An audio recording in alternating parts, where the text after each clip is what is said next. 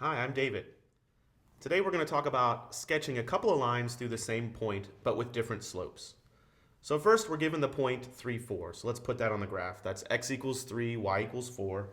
So x equals 3, y equals 4. That's somewhere right about here-ish. Okay, now we're asked to draw 4 different lines with 4 different slopes. Now the slope is a ratio, rise over run. So what I want to do is I want to write each of these as a ratio.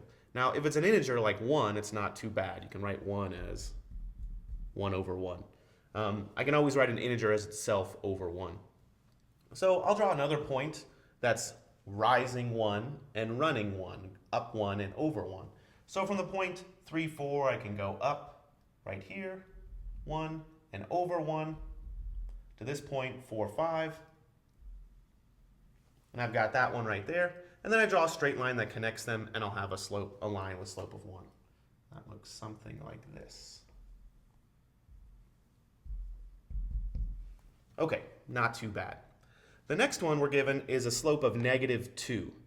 All right, so I can write -2 a lot of different ways as a ratio, but since it's an integer, I might as well write it as -2 over 1. I could write it as -4 over 2 or -100 over 50 if I wanted to, but -2 over 1 is a little easier, I think.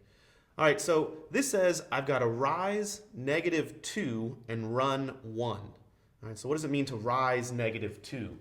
Well, if I'm going to rise a negative amount, then I must go down. So I'll go from this point 3, 4, and I'll go down 2. All the way down there. And then I've already gone down.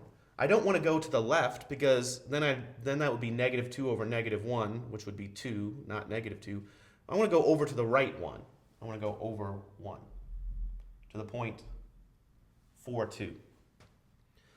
If I connect those dots, then I should have a slope, a line of slope -2. So let's look at that.